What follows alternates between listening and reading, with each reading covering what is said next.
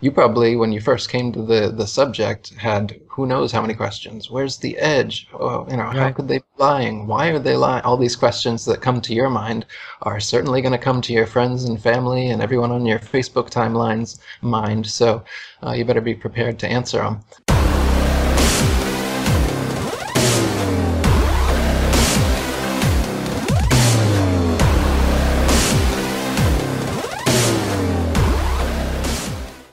So let's not beat around the bush, man. To challenge the heliocentric model of the solar system is pretty blasphemous in today's world. So how do we start to unravel some of this stuff? What are some of the biggest red flags with our traditional understanding that should start putting those first cracks in the listener's preconceived notions?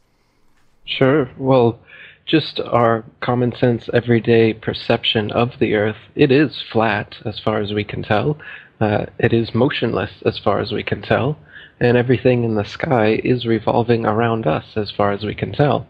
If nobody told us otherwise, we'd logically assume that the Earth was flat, motionless, with everything in the sky revolving around us. And you can prove that this is the case as well, for instance, with the horizon. As you rise up, no matter how high you go on the top of Mount Everest, or if you go in a balloon higher and higher, as far as 20 miles up and higher, we've gotten independent balloons have gone up with cameras. The horizon remains flat all the way around and rises to the eye of the camera all the way up. Now, if the Earth were a ball, no matter how big, the horizon is said to be the curvature of the ball. So as you rose up, the horizon would stay where it was, and you'd have to look down if you're in a hot air balloon, down further and further as you rose up, and the horizon would be below you.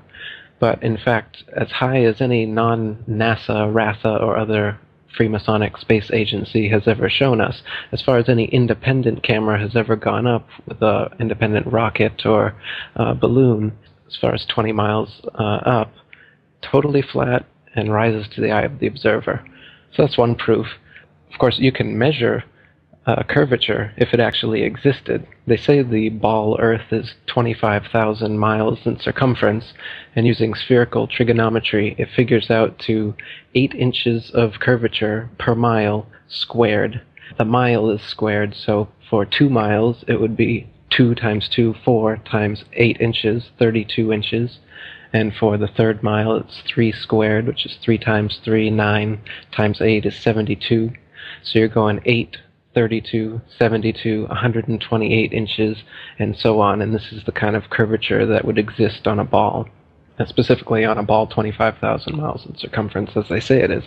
So you can check with theodolites and telescopes and different methods, lasers, to see if the Earth actually does have that curvature. And it's been tested over and over again and found to have no curvature whatsoever. So I mean, even if they had the number wrong and it was 100,000 miles in circumference, there would still be a calculable, measurable curvature that just isn't there.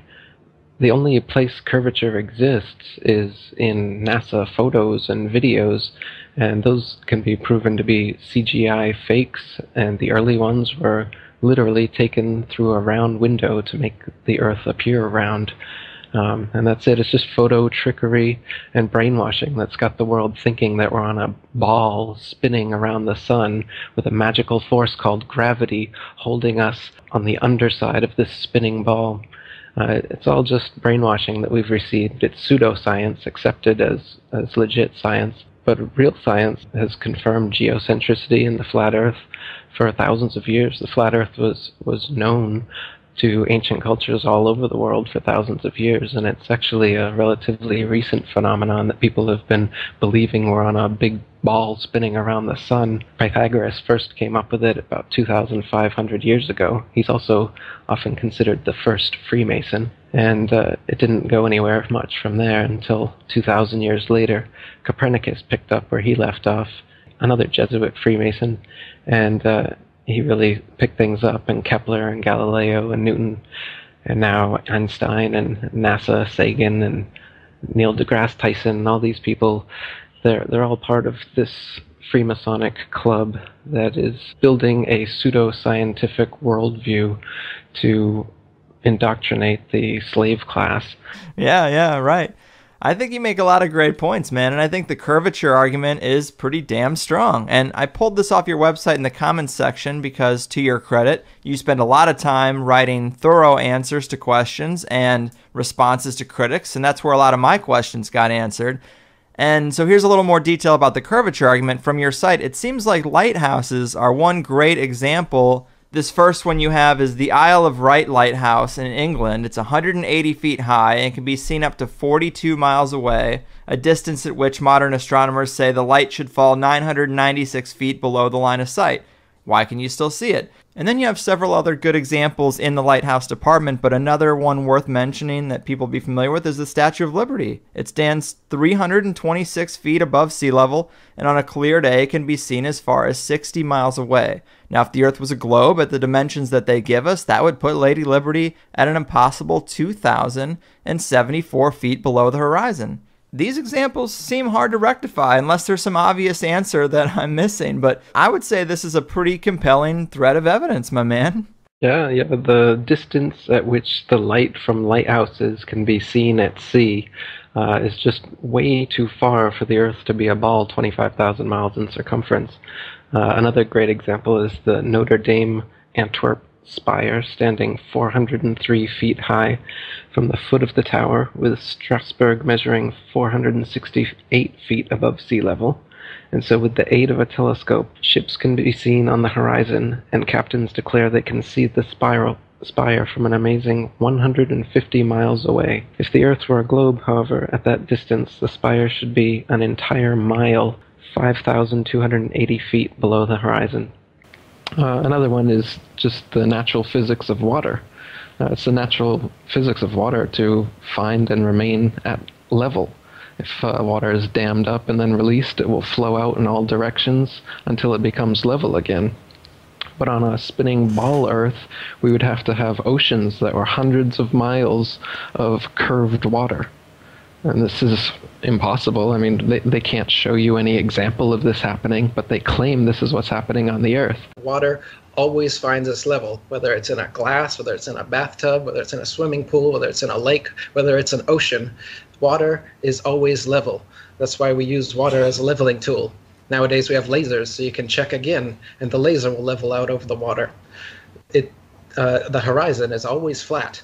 And not only is it flat, 360 degrees around you, no matter how high you rise, it rises with you, because it's the law of perspective we were talking about and not the curvature of a ball. If the horizon was the curvature of the ball Earth, as you've been taught, then as you rose above it, no matter how big that ball was, it could be 1,000,000 times bigger than they say the Earth is. If it's a ball, it will curve away from you. And as you rise up, you would have to tilt your head and look down further and further to be able to see that horizon. But you'll never look down to the horizon on our Earth. It will always rise up right with you. And as you turn around, it'll be 360 degrees flat and at eye level, unless you're recording with a GoPro camera, and then it will change to convex and concave depending on the dip and the tilt of the camera, because it's a wide-angle lens. This is what the Red Bull Dive used on their outside camera. At 128,000 feet, you can see the curve of the Earth, which was the exact same curve of the Earth. If you watch right from the liftoff, when they started, the Earth was already curving that exact amount, because it's just a wide-angle lens. And then as they go up 128,000 feet, horizon's still there, and then the inside camera gives it away, which was not a wide-angle lens. As they opened the door, parallel, right at eye level, the horizon was totally flat.